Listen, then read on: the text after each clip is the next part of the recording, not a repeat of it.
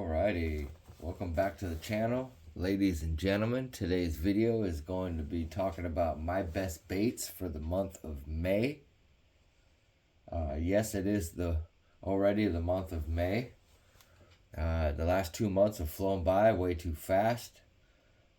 We've had a lot of roller coaster type weather, as you normally do in the early to mid spring.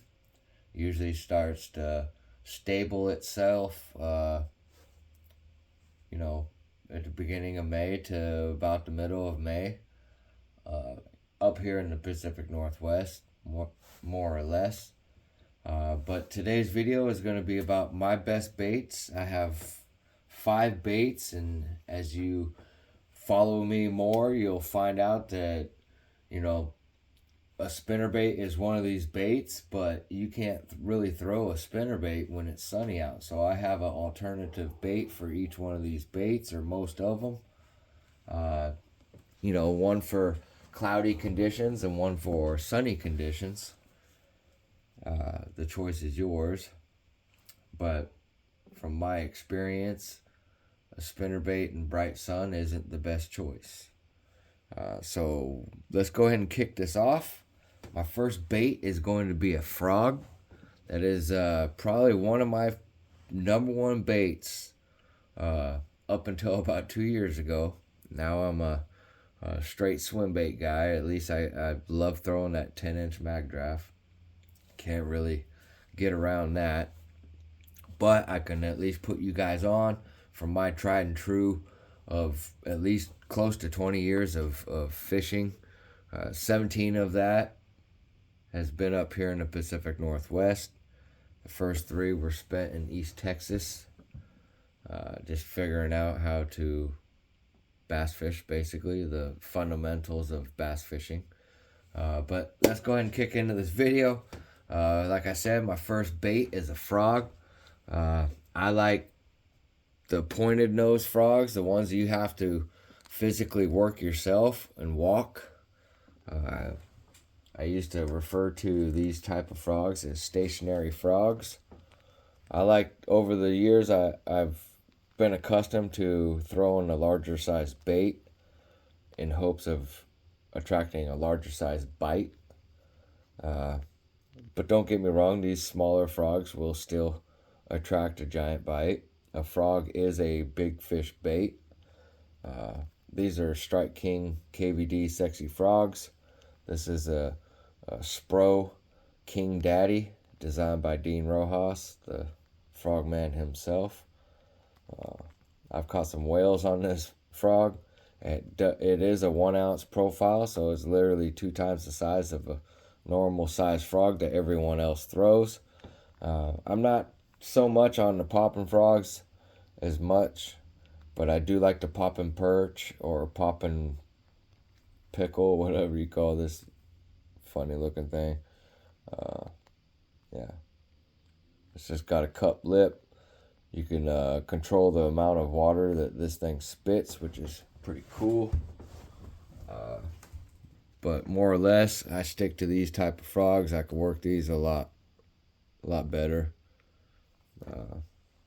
Just 3 walks and a pause is how I walk these frogs. 3 walks and a pause. 3 walks and a pause.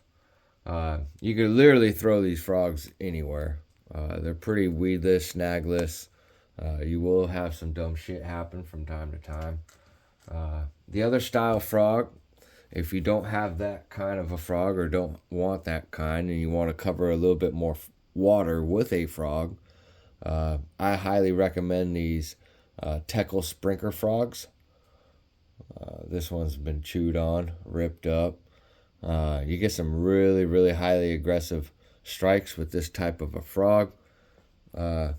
This one, they've knocked the weight off of it twice.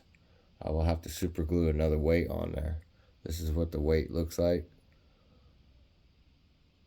I just simply take a 3/8 or a 3/16 to a 5/16 weight with a hammer on a piece of concrete, smash that down flat. You can even shape and mold it a little bit I didn't go as crazy as they did from the factory, like this one is. I just make a little thing and then do like a 2-part super glue type of a thing. Normally the night before I go fishing. But this is just a frog that floats on top of the surface. You throw it out there, his tail spins. It's basically just like a weedless whopper plopper. Throw it over vegetation. You can throw it out in open water. You throw it around cover, lily pads. The one thing I will say about this type of a frog is that the hooks stick out from the sides. So it is more liable to snag something compared to your normal frogs, which have the tighter running hooks. They sit tighter to the body so they don't reach out and grab something like these do. You can see the little gap in between the body and the hook right there. It does suck. I apply these in open water, more or less. This is for heavy cover. This will draw a giant fish out. This is homemade. I will do a future video on how to make these up. Yeah.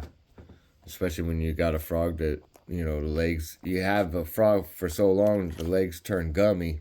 You can easily cut those gummy legs off and then convert it to a toad style bait where you could just chuck it out there and wind it back in.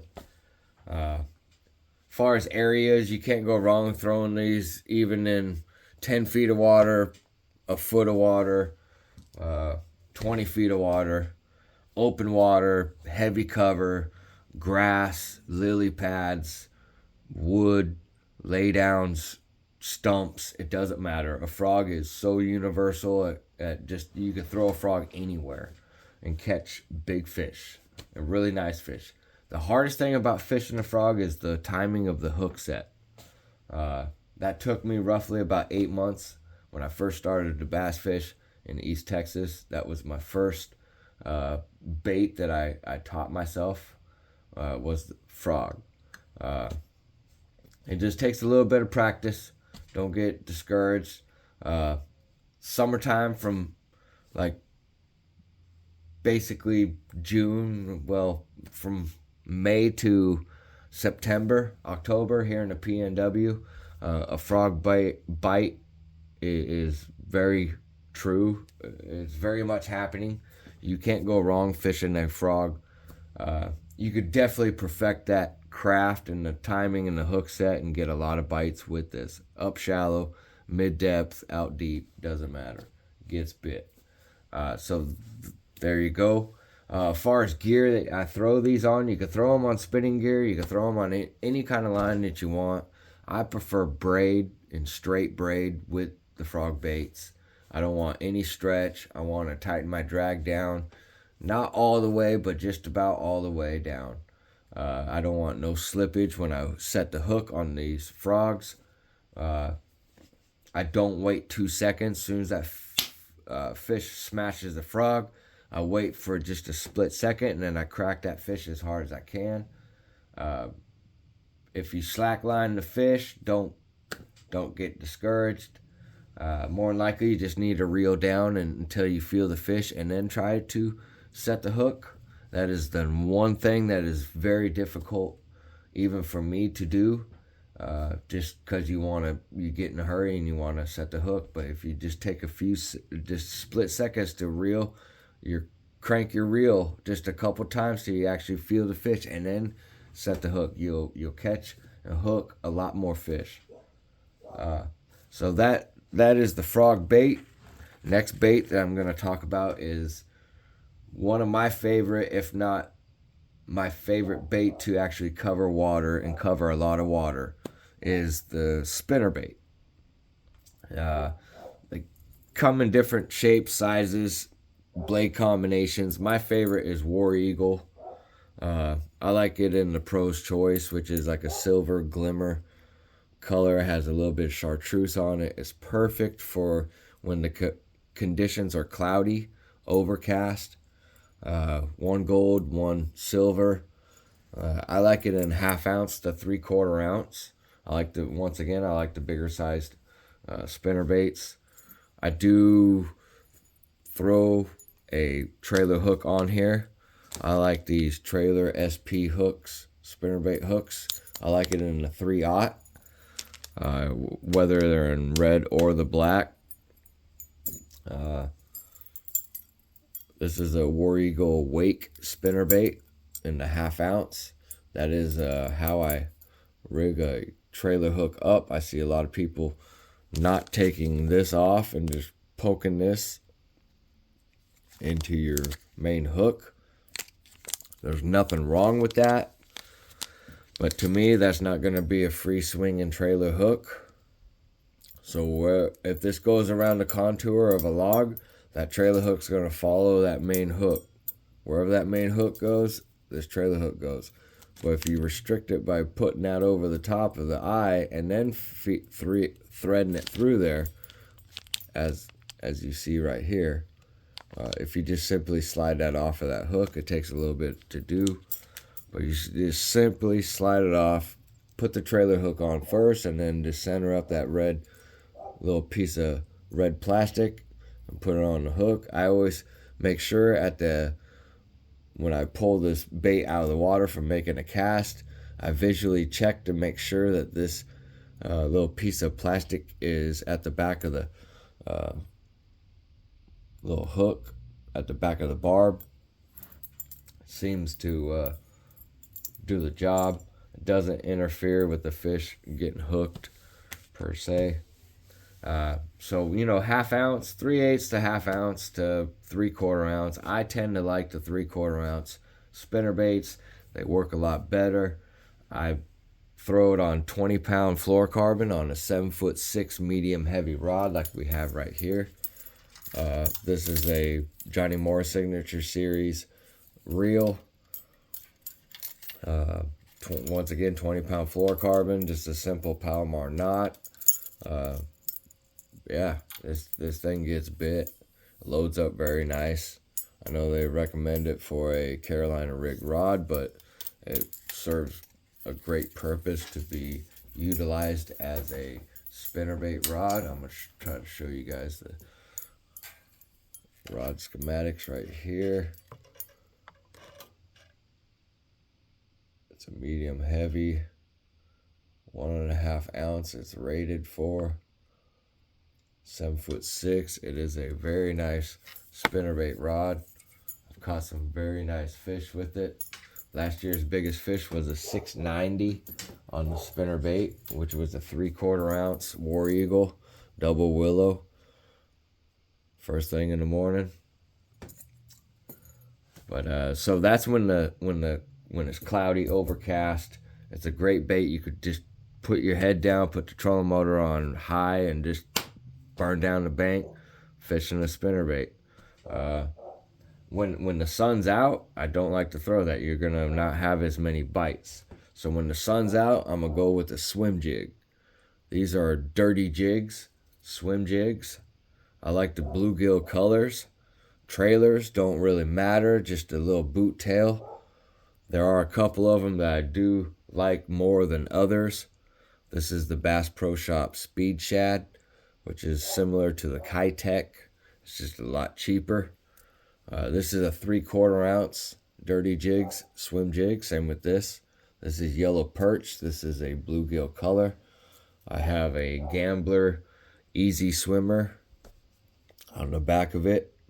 Usually in the 5-inch, 4.5 or 4.5 to 5.5 on the Gambler for the swim jig.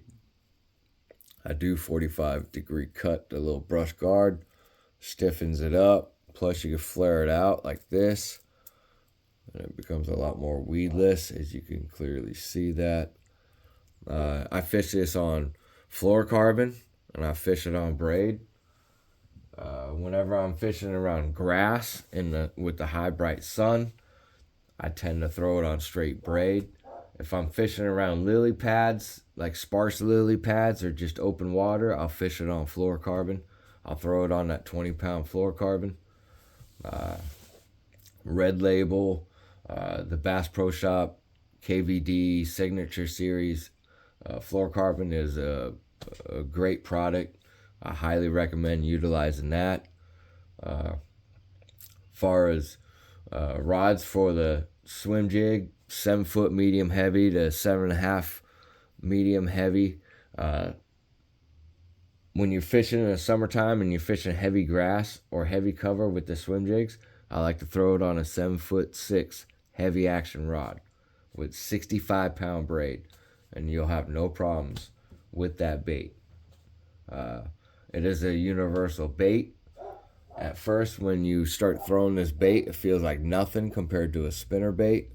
But if you get past that, I'm telling you, this will catch you some absolute monsters. You can even throw this on a downsized rig. Excuse me. You could throw, instead of throwing a boot tail on there, you can always go with a some kind of crawfish, like a rage craw. Fits very nice on the back of this with a little simple drop of super glue on the main body. I do dye the pinchers orange, or I will dye some of the pinchers in chartreuse just to give it a little bit of a peel of like a bluegill fleeing away. Other than that, I catch a lot of fish with a swim jig. If you're not with the swim jig just yet, I highly recommend you guys getting with the swim jig. So that is the spinnerbait swim jig. That was bait number 2. Bait number 3 right now is going to be a buzz bait. This is my all-time favorite bait. I caught a 10.6 pound fish on a bait that looked just like this. This one's been well used, but nonetheless, it will get bit. This is a War Eagle Buzz Toad, 1/2 ounce. The stock frog that comes with this isn't really the best. I like the horny toads. Watermelon craw is one of my favorite colors. This is a bullfrog color. It's just it works really good. But any old toad you can put on there and utilize. So I have 2 choices for the buzz bait. I have the single bladed buzz bait, and I got Big Red right here. This is a 3/4 ounce Picasso buzz bait, buzzsaw buzz bait. This is what it looks like in the packaging. It's pretty massive, 3/4 ounce.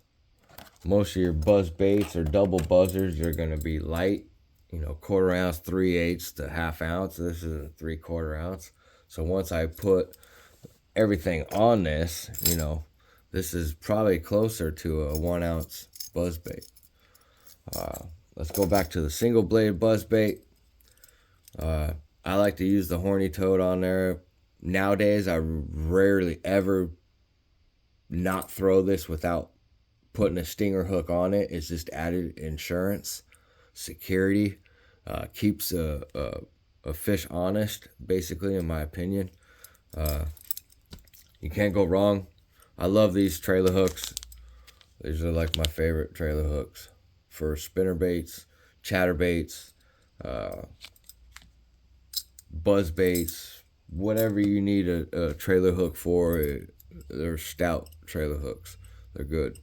But nonetheless, you can skip this. I like to throw it on a 7-foot medium heavy rod with 50-pound braid. That is probably one of the best setups for that single bladed buzz bait. That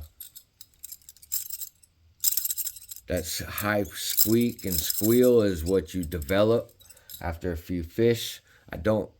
You can hang this out the window as you go to the lake, but I recommend not tying this to your antenna and trying to get your blade tuned.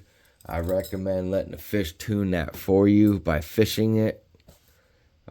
If you fish this, I usually give this about an hour. If I can't get bit in an hour of fishing this bait, then I kind of look to throw something else. But this bait is the one that I really give an hour. And if I can get an hour a bite, every hour if I can get at least one bite, I'll throw this all day long. It's a big style of a buzzbait, moves a ton of water.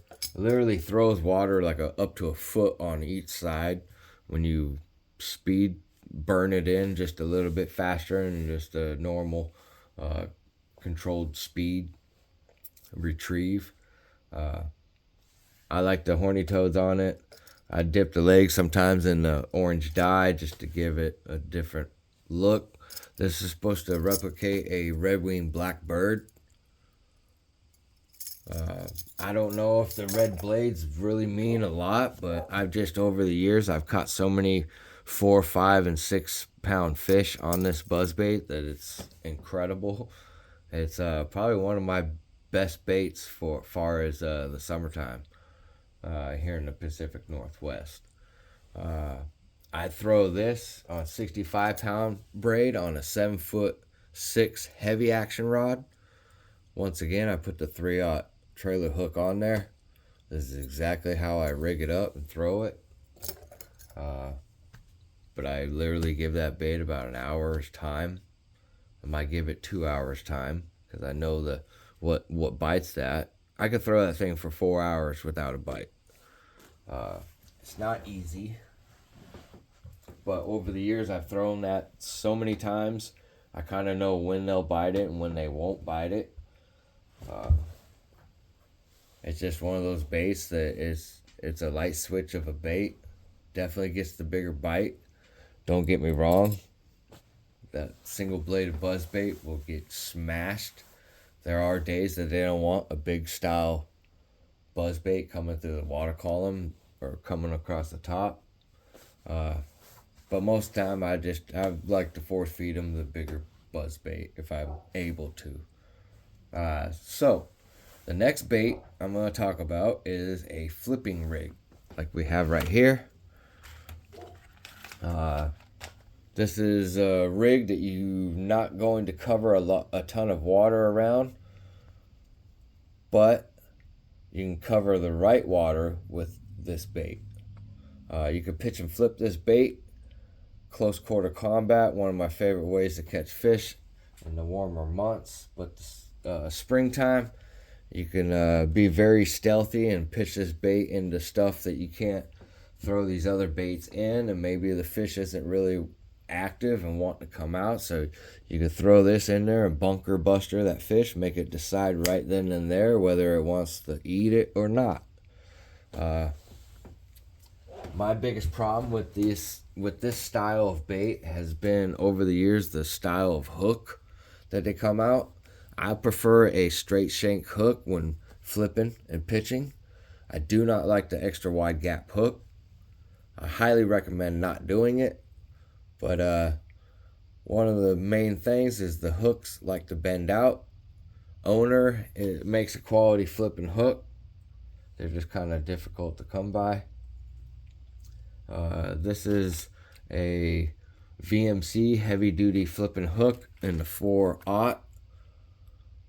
It has a little bit of bend out. If you throw this on straight braid, you can downsize your rig. It's pretty versatile. You can go with fluorocarbon or braid. I recommend fishing this on 65 pound braid with a 1 ounce tungsten punch weight, as you can see right there. It is a very stealthy rig. You'll need to pick up some of these little bobber stops in the medium size is what I go with. You can look on Amazon and you can find these for literally like $500 for like, I don't know, 10, 15 bucks. But you put one of those on first, then you put your weight, then you tie your hook, and then you put your bait on there. It's rigged weedless. It's just a wonderful bait. I've caught before I left Texas, this is how I caught my biggest fish, and it was 5.8 pounds. But once again, the style of hook is up to you. This is the Ox 6 Ox hook.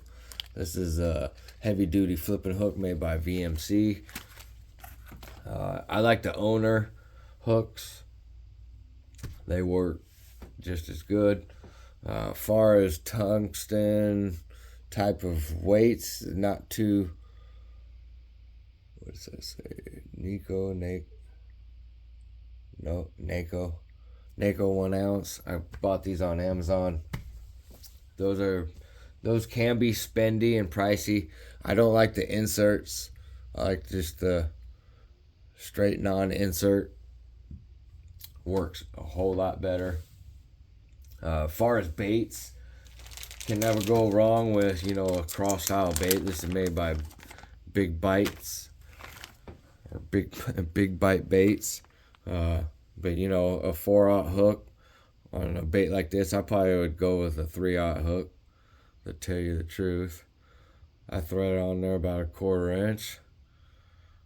Come through, twister.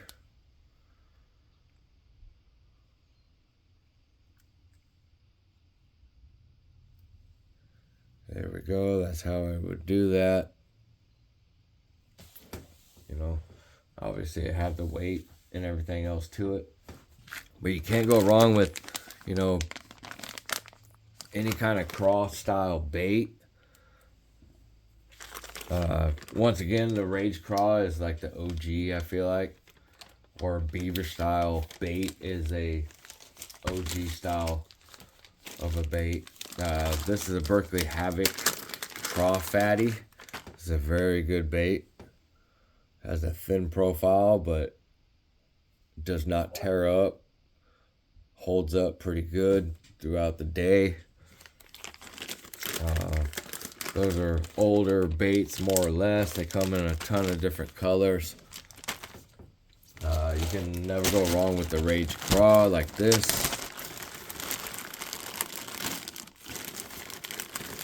Or even like a Rage Menace.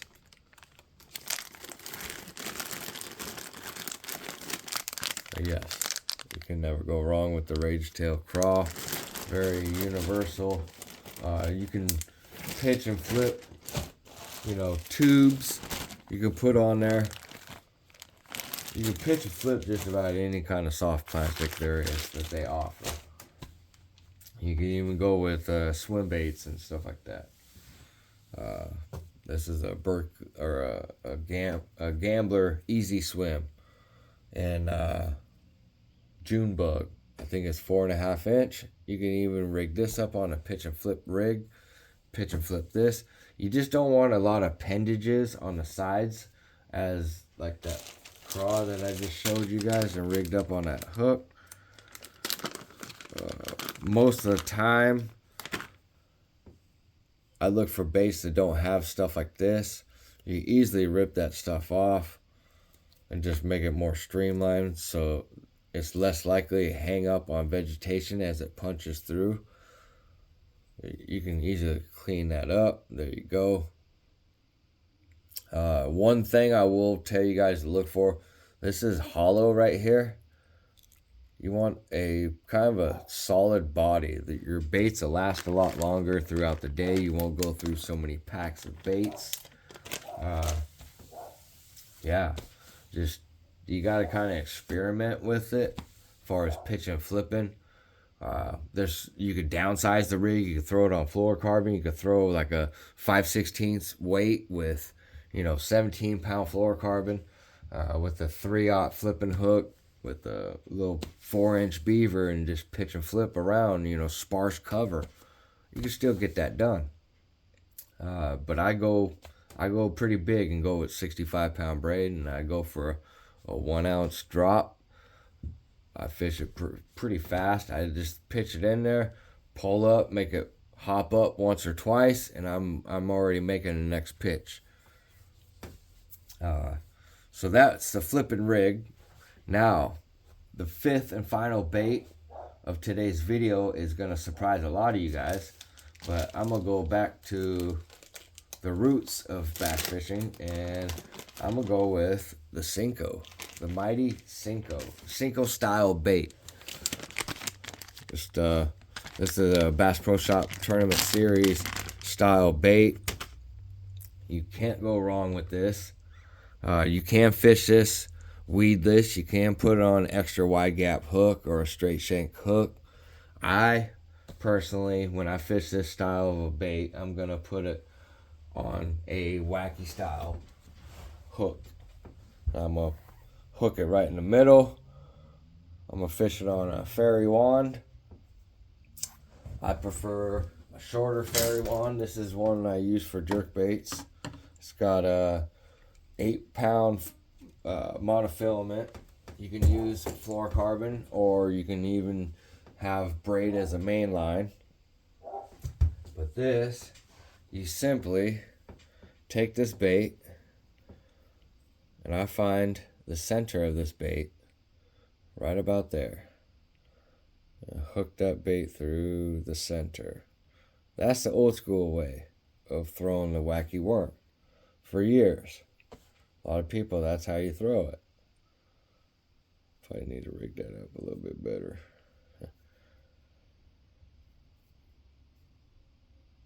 But it's like a do-nothing rig.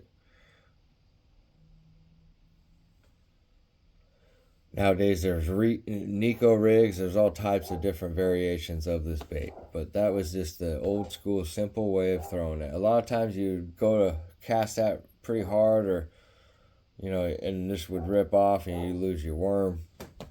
You'd have to fish. You'd have to grab a new worm. So this is my alternative.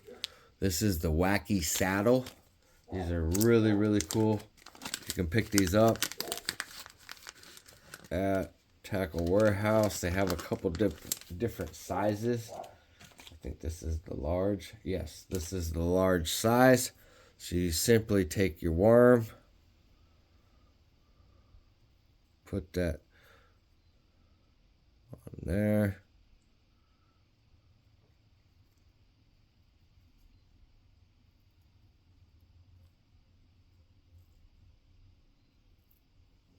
There.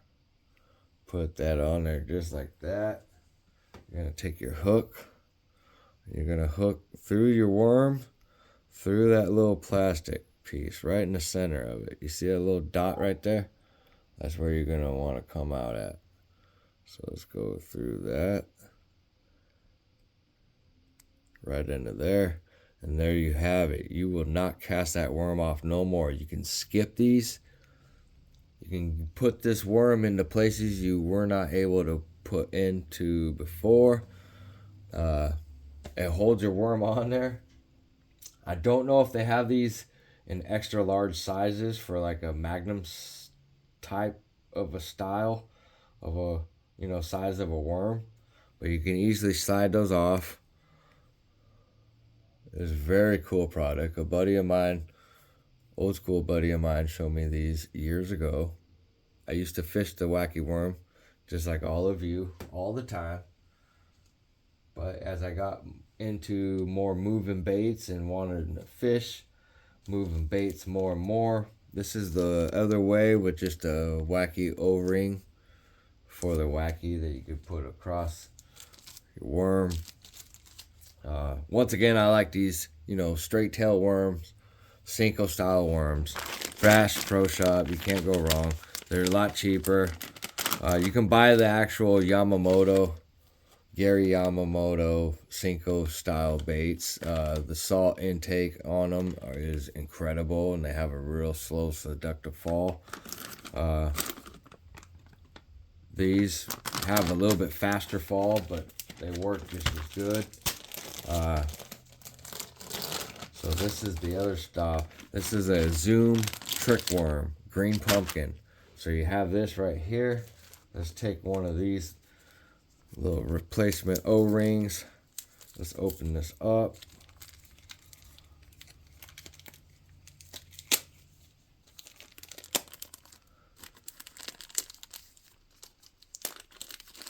Let's take one of them out.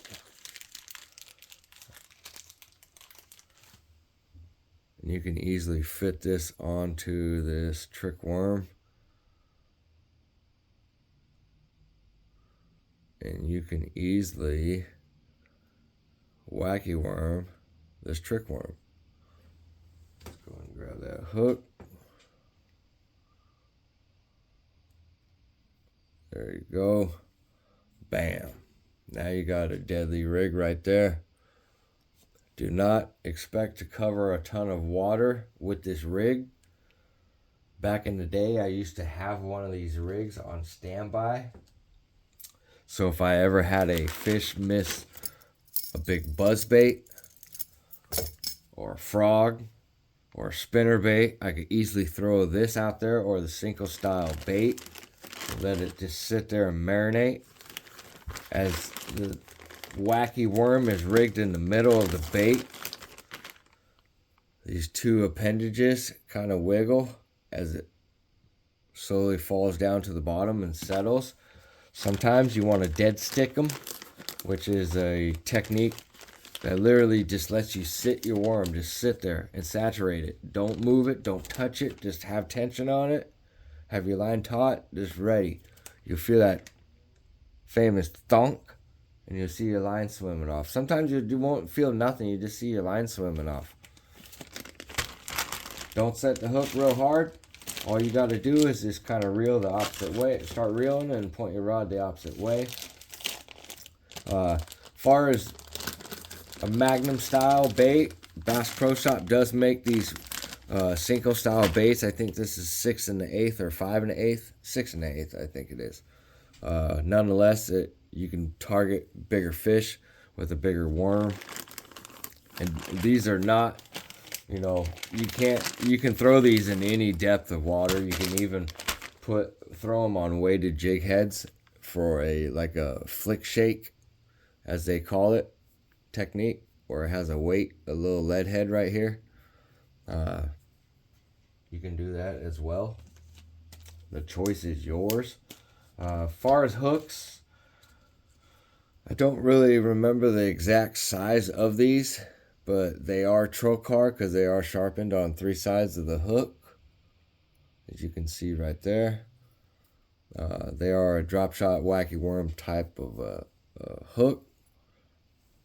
I fish those on a little bit beefier line. This is the smaller ones, like a size 1, 2.